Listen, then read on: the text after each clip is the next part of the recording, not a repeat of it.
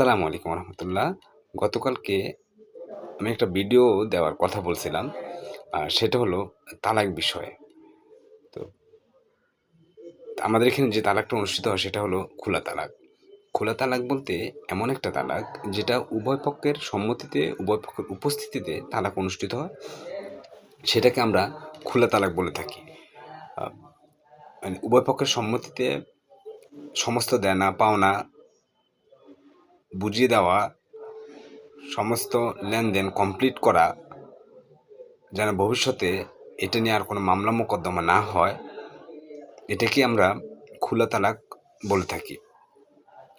তো তালাকটা আহ, অনুষ্ঠিত হওয়ার সময় মেয়ে খুব কান্নাকাটি, অনেক মানে চিল্লাচিল্লি, মানে তার ভিতরে একটা কষ্ট, সারাক্ষণ কান্না, এগুলো দেখলাম।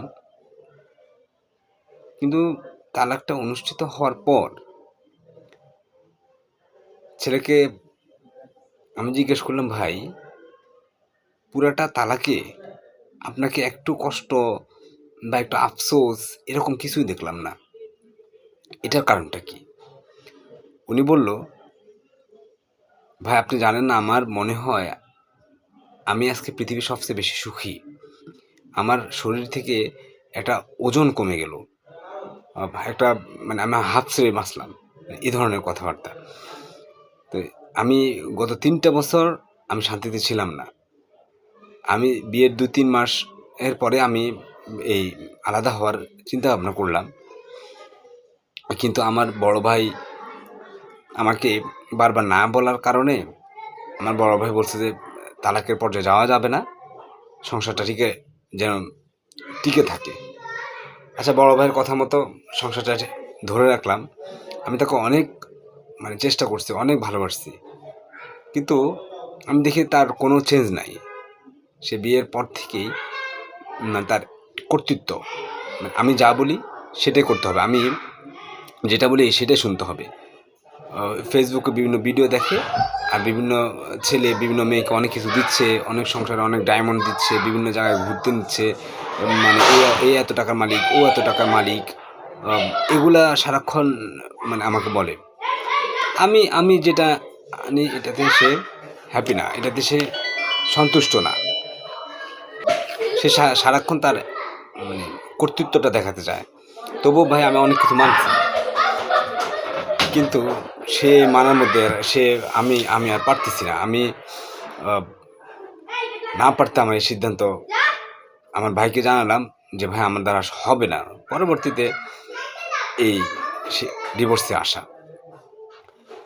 এখানে মূল কথা হলো, দেখেন, মেয়ে মানুষকে আল্লাহ দুনিয়াতে কর্তৃত্বর জন্য দেয় নাই। হ্যাঁ, মেয়ে মানুষের পরামর্শ এটা নেওয়া ভালো, কিন্তু একটা সংসারের কর্তৃত্ব কখনো মেয়ে মানুষ দেখাতে নাই। সংসারের আপনি পরামর্শ দিতে পারেন, কিন্তু কর্তৃত্ব এটা কখনো হয় না, এটা কখনো যায় না মেয়ে মানুষের সাথে। আমার আল্লাহ মেয়েদেরকে কর্তৃত্বের জন্য দুনিয়াতে পাঠায় না। তো এর মানে এটা না যে আমি মেয়েকে কোনো গুরুত্ব দিব না, সেটা না। এখানে মূলত বোঝানো হলো যে মেয়ে মানুষের কর্তৃত্ব যে সংসারে থাকবে, এ সংসার কখনো টিকবে না। তার সংসারও টিকে কষ্ট হয়ে যাবে, তার সংসার টিকলেও তার মেয়ে সংসার করতে পারবে না। তো আমার এখানে মূল কথা হলো, শেষ পর্যন্ত মেয়েটা তার সংসারটা টিকাতে পারলো না তার একক কর্তৃত্বের কারণে।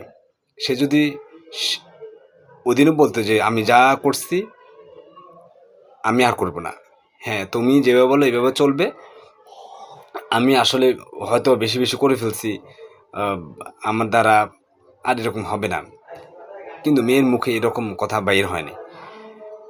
এখানে মূল কথা হলো, মেয়ে মানুষ কর্তৃত্ব ফলাইতে যায়েন না। যদি আপনার সংসার টিকাতে হয়, আপনি এখানে না, আপনি কোথাও আপনার সংসারটা করতে পারবেন না। একটু যদি নত হন, মেয়ে মানুষ যদি একটু নত হয়, সে তার ফ্যামিলিতে রানীর মতো থাকতে পারে।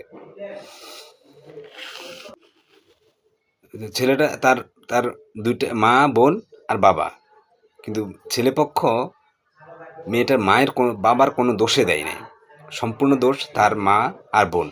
আমি এর আগেও একটা ভিডিওতে বলছিলাম যে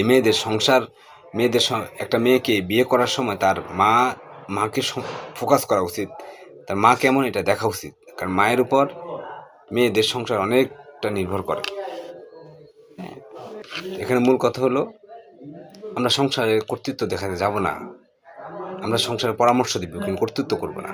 একটু নত হব, দেখবেন আমার সংসারটা অনেক সুন্দর হবে, অনেক ভালো হবে। আর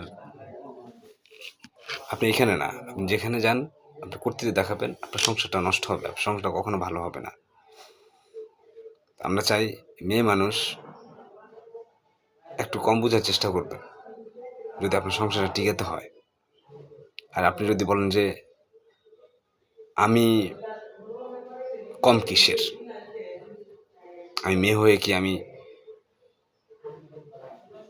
দুর্বল হয়ে গেছি নাকি, তাহলে আপনার এখানে না, কোথাও আপনি সংসার করতে পারবেন না। ভালো থাকেন, আল্লাহ হাফেজ।